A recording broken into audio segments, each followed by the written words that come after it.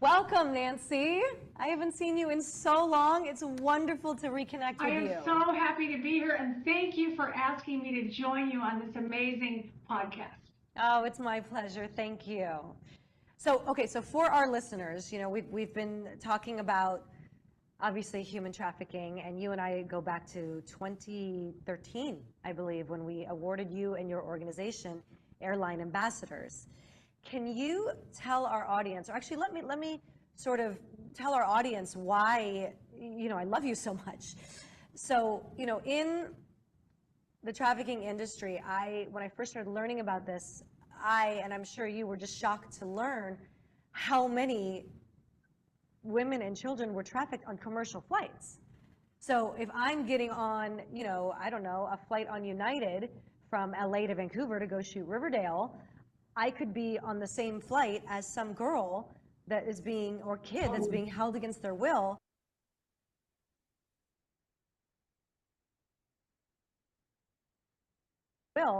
Coming from Cambodia via LA and being dropped off in Canada to then be trafficked through Canada or some other country. And I was shocked to hear about that. And so when I met you and your organization, I was beyond thrilled. Can you sort of tell our audience how you fill this much needed hole in combating trafficking, please? I had founded Airline Ambassadors back in 1997 and to help vulnerable children worldwide. And we recruited flight attendants from all airlines to escort children in need and hand deliver aid to orphans throughout the world. We didn't know anything about human trafficking until 2009, when my girlfriend Deborah Sigmund called me and told me about human trafficking. I said, this is outrageous. And I said, come and join us in Miami at a mission coordinator training for all my mission coordinators. What's a mission coordinator, if you don't mind asking? We have humanitarian missions every month.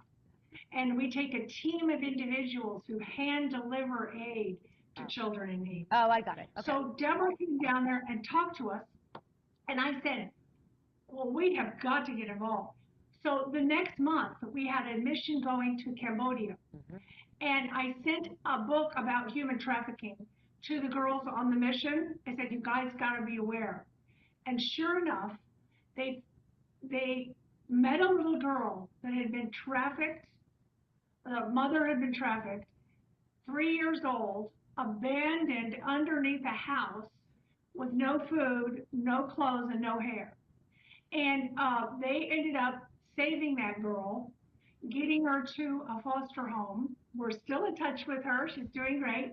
And we named her Somnae, meaning lucky.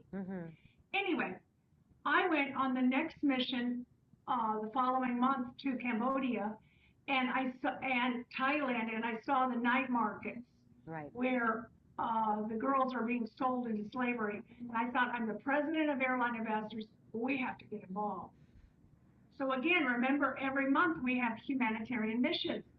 I invited Deb Sigmund to join us on our mission in August of 2009 to go to the Dominican Republic, where we're hand delivering toys for children. And she talked to all of us about human trafficking. We promised each other to be aware on flights out. Amazingly, on 2 flights out of the DR, and 2 more the following month, 4 different airlines, we correctly identified trafficking, and our first tip led to the bust of a pornography ring in Boston, saving 86 children. First of all, that's amazing. It's phenomenal.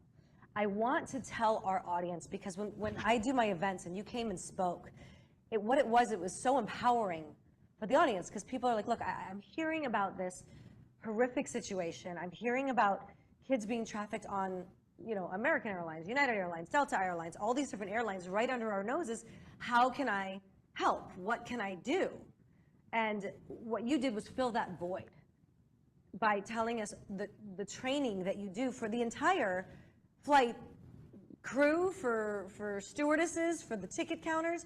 Can you explain a little bit, if we go back a little bit, what is it that you saw on that flight from the Dominican Republic back Yeah. that made you identify a victim of human trafficking as opposed to just a normal person, you know, flying home? Right. I'll give you the story of the part of our team that left the DR. They were on JetBlue, and Sridhar, one of the Indian guys that was on the part of the team, saw a little. We had all promised each other to notice trafficking, potential trafficking, and he saw a little girl crying, and he pretended to drop his passport and to talk to the little girl. Why are you crying, honey? And the man she was standing with, an American man, spoke for her, one of the indicators of trafficking. And he said, oh, she's crying because she's leaving her friends, and she's going to leave her friends. So don't worry about her. And he saw that the woman that was with the man, and it was a little boy and a little girl, was up getting the tickets. And Sridhar came back and said, let's watch these guys. When the lady got the tickets, some customs agents came out to meet them, and they were high-fiving each other like, yeah, these are the kids, right? These are the kids. And I wasn't part of that team, but our I don't know, 6 to 8 people were on that flight. It got in line right behind his children.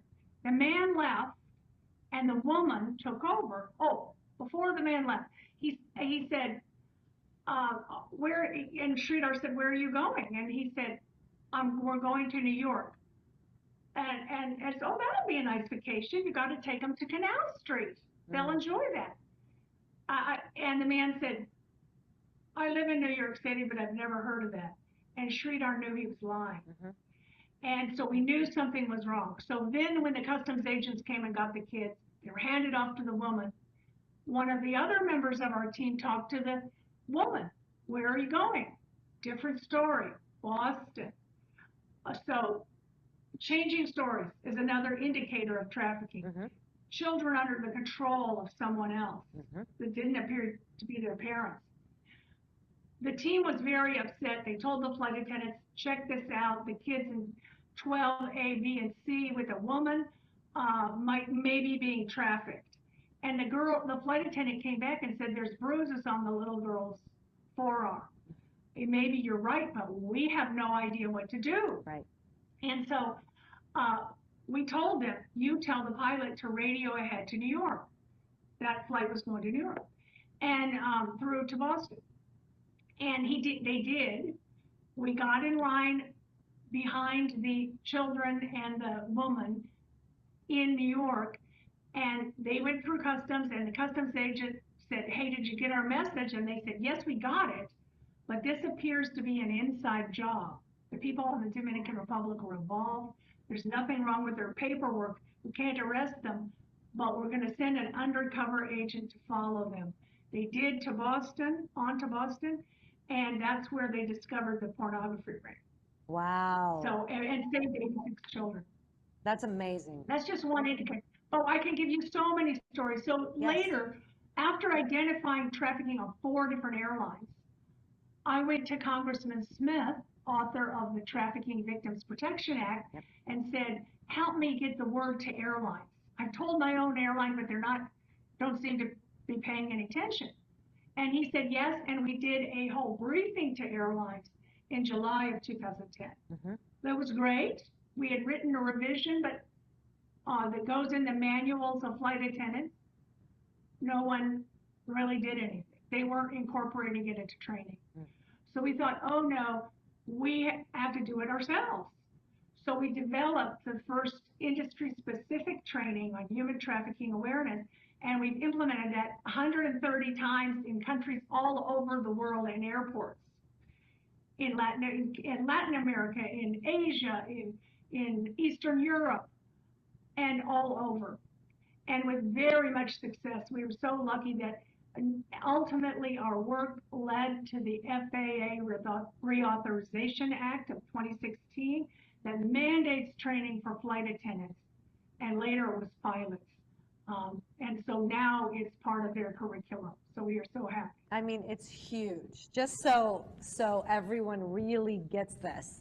There was no training for flight attendants or FAA personnel at all until Nancy, you, a flight attendant yourself, took over this cause, went to Congress, and made them pass a law that makes it mandatory for everyone in the FAA, the flight, like everything having to do with flights, so everyone knows what that means, has to have mandatory training on human trafficking so they can spot victims that are being trafficked on commercial airlines.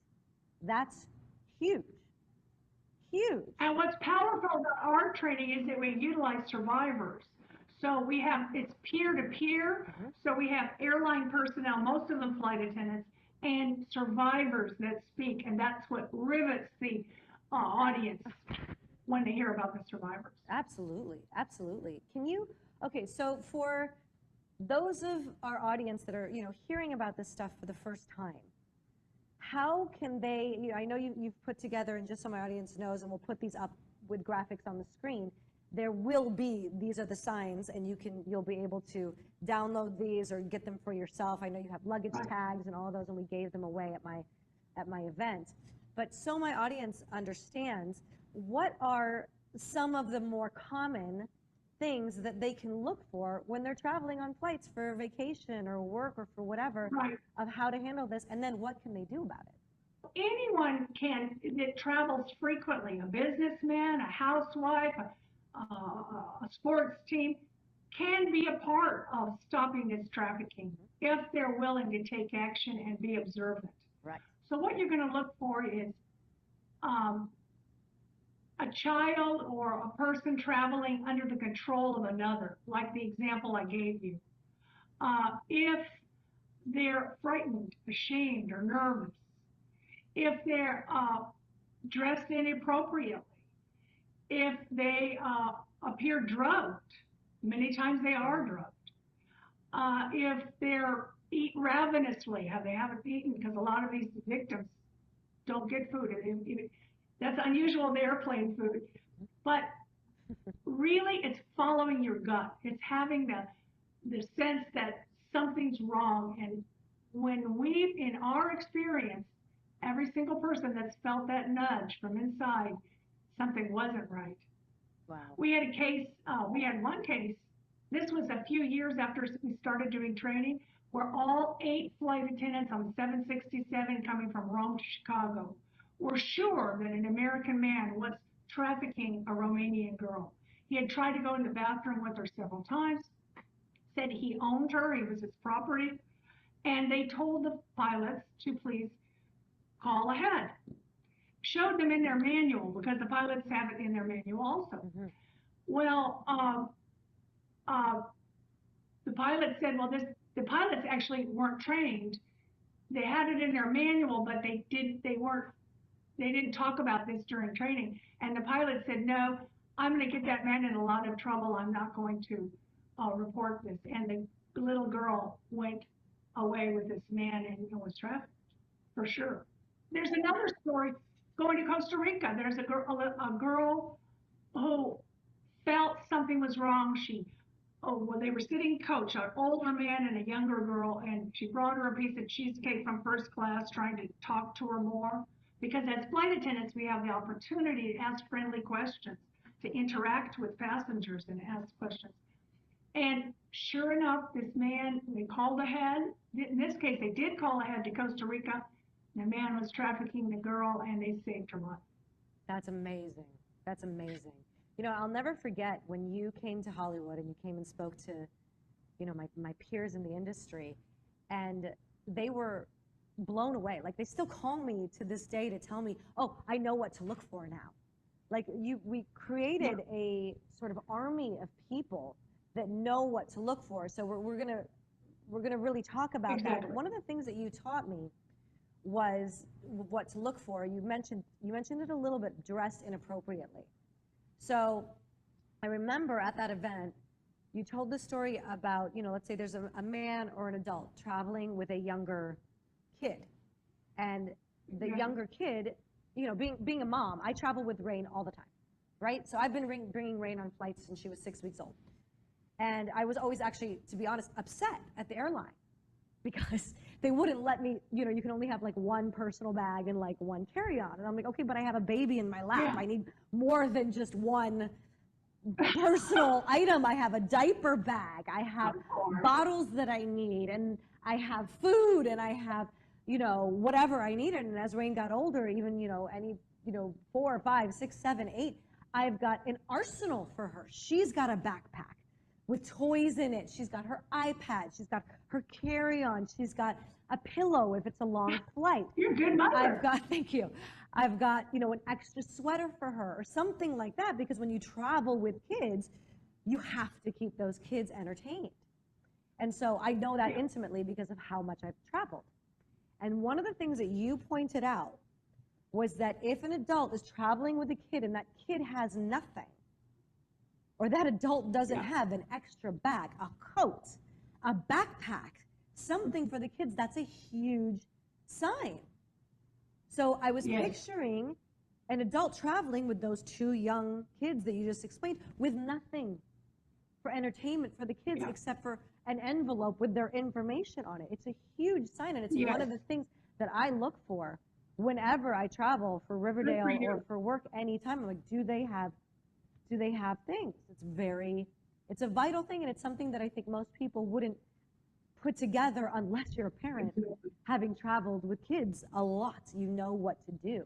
Can you, you know, you mentioned this flight in Costa Rica where the flight attendants were able to call ahead, and they were able to go and talk to the girl, like, where are you going? Can you sort of talk us through what they noticed, if you know personally, or you yourself, what you've noticed traveling, and how do you even approach, you know, talking to them? Is it through giving them the food? Do you want an extra cookie or that sort of thing? Can you enlighten us a little bit on that? Yeah, well, it's easy to interact because as a flight attendant, that's part of your job to interact. In this particular case, the Costa Rica case, the man was trying to go in the bathroom with the girl, and she said, you can't go. And he said, I own her. Oof. The same thing as the one from he actually said that. And she said, no, you can't. So she started watching. She knew something was wrong. But I'll give you another very interesting case that happened to one of our survivor trainers. What is a survivor trainer? She was for American. She's a survivor of human trafficking, and she was hired by American Airlines. And she's an incredible trainer, a riveting speaker. Wonderful. Anyway, Donna Hubbard. Donna was on a flight to, I think it was Dominican Republic, something in Caribbean. Coming back were 2 people with a young boy who appeared very, very sick. And the one boy said, she said, what can I do for this boy? And the parents did not seem concerned at all. Later, she got the parents separated somehow, and they gave a different name for the child and different ages. Donna knew something was truly off. We now think they were smuggling this boy with drugs inside his body. Oh. Anyway, Donna knew something was off in her gut, and she told the pilots to radio ahead. They radioed ahead, and they went through customs. Donna didn't see because she had another flight. But the next day she came back through customs and she said, what about that boy I reported? And the customs agent said, I can't tell. Those people were detained, and this was something that a customs agent would never have picked up. A flight attendant picked it up because she had time with them. He said, I'm not allowed to tell you what happened, but good call. Okay. So it appears that something was wrong. Okay. Yeah. Thank you, first of all. So it's funny because as you're talking, I'm seeing that possibly there's another leg of this, which is customs. Doesn't seem to be as educated as the airline industry, thanks to what you all are doing. Is that true? Yeah, they have some training.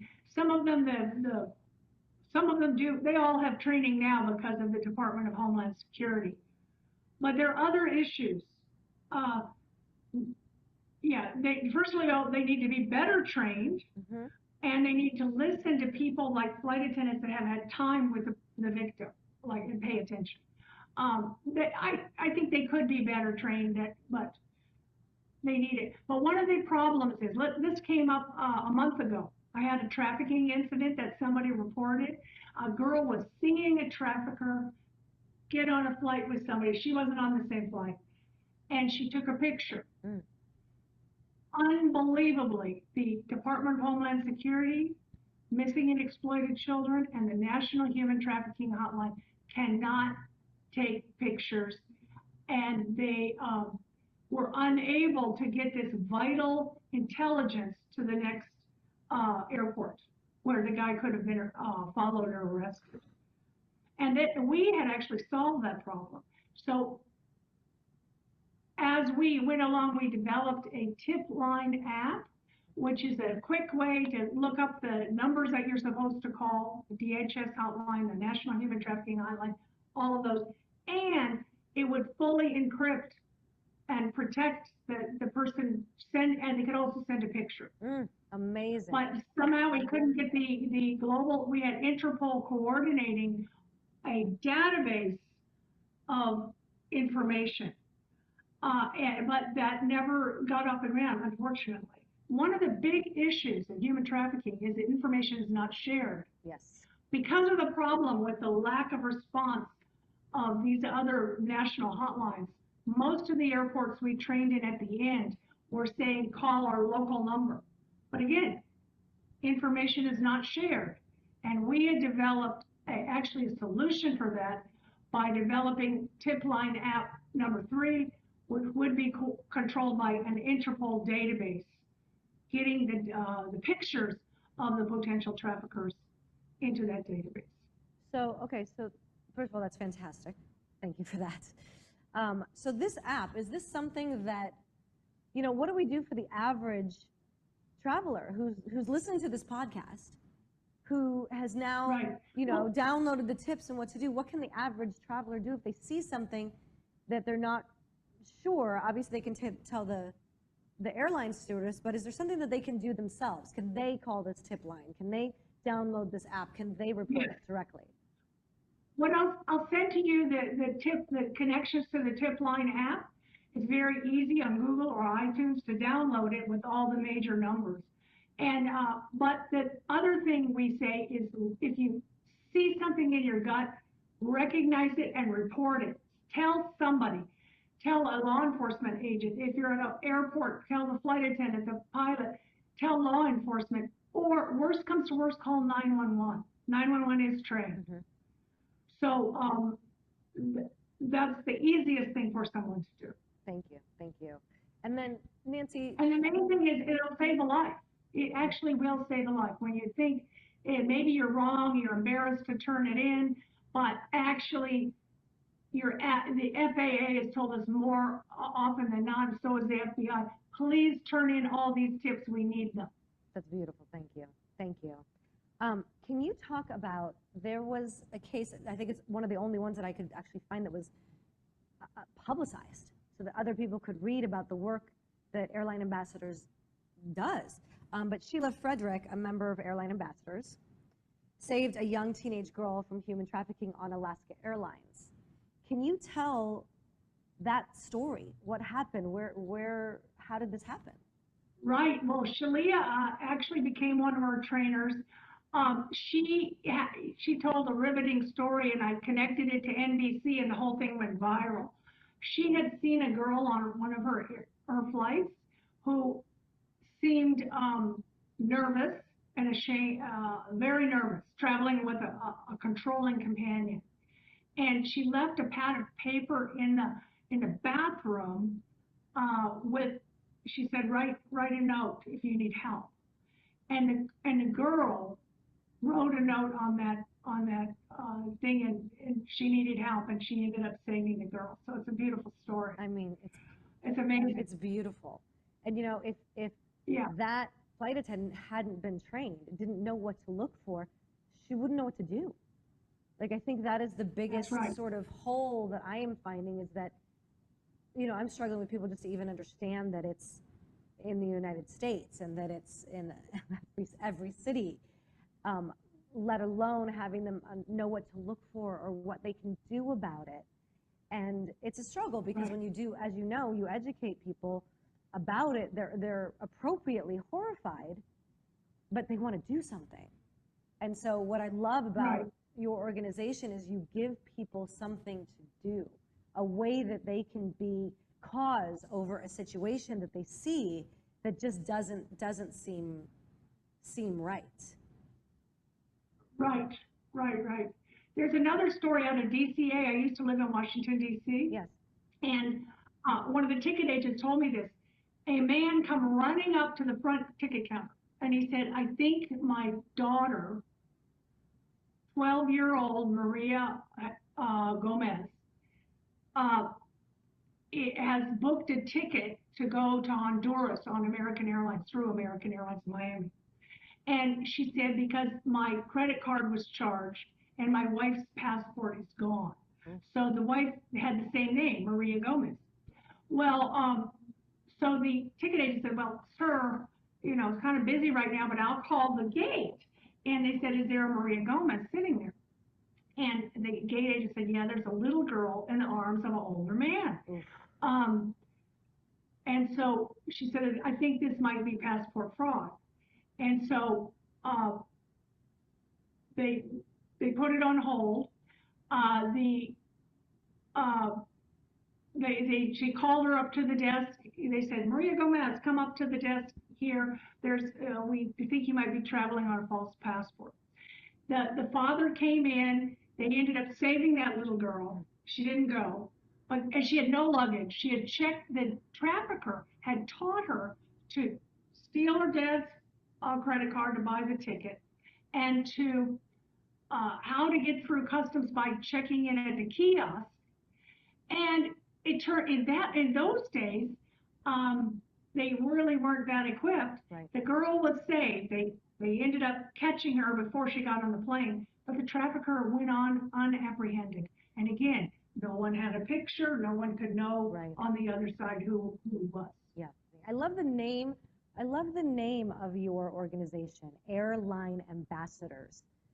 You know, it's one of the things that I really, really hope to do with this podcast and with people that are listening. I want them to become ambassadors. I want them to take the knowledge that they're getting from experts in this field and take it out and be able to do something about that and feel like empowered. So it's a very appropriately named, and I need to give you a shout out. A shout out for that. And also, so the whole idea is to be an ambassador of goodwill. Exactly. Wherever you are, at home or in the world, bringing forth the highest part of yourself, which puts you in touch with your soul. Exactly. Which brings joy automatically. Can you tell me how many airlines or airline personnel do you think airline ambassadors have trained? We trained, 4,000 airline personnel directly, and 20 of us became trainers. So that's only the beginning. Right. That's only the ones we trained in the airlines, but then we did 130 trainings at airports, and that number's in the hundreds of thousands of people we've reached with the message. The thing is, it's live training though, and it's not scalable because it's not like having an online class, but it's not as moving. Our classes were very, very moving, especially because of the survivor stories. Yeah, that's beautiful. Okay, so Nancy, I'm curious, when you first had this idea of training airline personnel, I'm assuming you went to your own airline first. How did that go over? Like, hi guys, I want to train you on how to spot sex trafficking because it's happening on our airline. Did they believe you? Were they welcoming? What happened? Yeah. Well, they did. They were interested. They said, yeah. See, I knew as a flight attendant there was infrastructure in place to train every flight crew. All pilots and flight attendants are trained annually, and it wouldn't cost them any money to do this. They did do an article in American Way about, which is the American In-Flight magazine, about saving Soné. I can send you a copy of that article. Yes, please. That was back in 2009, but that's about all they did. And then after our briefing with Congressman Smith, American did it. I had written up a revision for them that they could put in the flight attendant manual, and they copied that. They did that, but they didn't really emphasize it. And to be sure, now it has to be included in training for flight attendants, but they could still emphasize it more. There's really only 3 slides in the recurrent training for flight attendants and pilots, and it could be emphasized more. We need people to become passionate about this issue. That's why we keep getting stories of real survivors that are on planes. Mm-hmm. One girl that I helped save in Washington, D.C., she had come and she actually stayed at my house. She had been trafficked and she came from Los Angeles. She told me that she had been on planes with many traffickers, and she had told several different flight attendants, and they weren't trained well enough, and that her trafficker had heard her talking to the flight attendant, and he took her in and burned her with cigarettes, and she showed me all the cigarette burns on her body, and then she became afraid to talk. Right. So you have to notice, like, if there's wounds or scars on somebody's body as well. Like the original one that were the flight attendant saw bruises on the little girl's body. Yeah. When did you, I think you mentioned this, but when did you first approach the airlines and go, hey, we need to do something about this? What year was that? 2009. 2009 was right when we saved Zonet. And then right afterwards, we correctly identified trafficking on American, Delta, JetBlue, and US Air. In those days, US Air was still around. Right. And I knew it was something we had to do. And they didn't want to do much. They didn't move, except for that article in American Way, which is on our website. And then they did implement the revision that I recommended after our briefing with Congressman Smith. Did they? And then ultimately, they included a little more. Did they not believe you that this was prevalent on commercial airlines? What was their reasoning? Because back in 2009, they certainly weren't.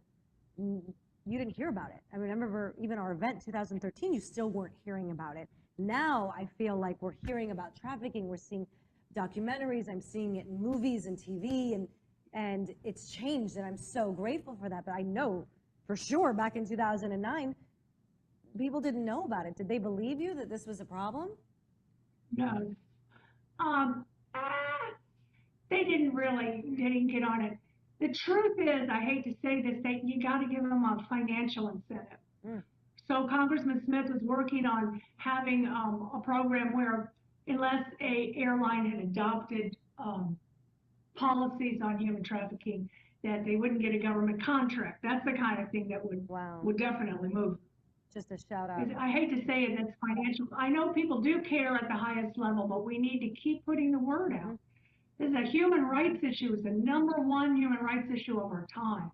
Nancy, since you first started putting that training in, and this was, this is a while back, and now it's changed so much, and trafficking has only grown exponentially since even since you and I met. How has the and even since COVID. Exactly. Oh, that's a whole other thing, and we should talk about that. But since trafficking has changed so much, so fast, how has the training changed since you first started? Or has it changed since you first started? Well, and see, that's what became so difficult. We gave 130 presentations, trainings, and in every case, we rewrote the training based on where we were. If we were in Bucharest, Romania, it's a whole different story. If we were in Jakarta, it's a different story, or Thailand. So we adapted the training with local stories, and so it changes every time we give it. The basis of it is the same. It's the overview on the background on human trafficking, and then the story of the victim, impact on the victim given by the survivor, and then what you can do about it. Because for every flight attendant that's trained, they may see 1,000 people a week. That's 4,000 people a month. It keeps doubling, and it is a very powerful thing to do to train people that see lots of others, because then you're educating eyes and ears, and they can discern the indicators of human trafficking and report them immediately. 100%. And fast action is necessary when you're moving in transportation. Trafficker will walk right out that door. That's right. With their victim, you should stop. Yep. It's one thing I said in the beginning of this podcast, but I'm so glad that you came on here, first of all, to talk about what you do. But it's one of those things where, the first time you and I met and you talked about it, I never stopped. I never stopped looking. It's hard once you know. Yeah. Like I've also noticed, maybe you have noticed, but once I educate like one person on trafficking, all of a sudden, like it's inevitable that person starts sending me every article that they've seen, everything. Like I see it everywhere now, right? Doesn't that happen to you? That happens. Yes, it's like, definitely. It's sort of like, it's the wildest thing, and I love it, but it's sort of like, unless you know what to look for, you don't see it. And then once you know what to look for, you see it everywhere. And it's literally like, I literally have to tell people, like, please don't send me everything. I know, I already know, and I can't, like, just, but it's inevitable. So the fact that like, I hope everyone listening to this podcast, when they get on a plane, will check with the flight attendant, like, are you trained? Do you know this? And if not, then they will look themselves and know what to look for. Thank you so much for being on and for joining us today and coming on my podcast. Yes, thank you so much, and thank you for what you're doing, Marisol. I mean, going behind the scenes and luring in these traffickers. It was very exciting to see what you've been doing and using your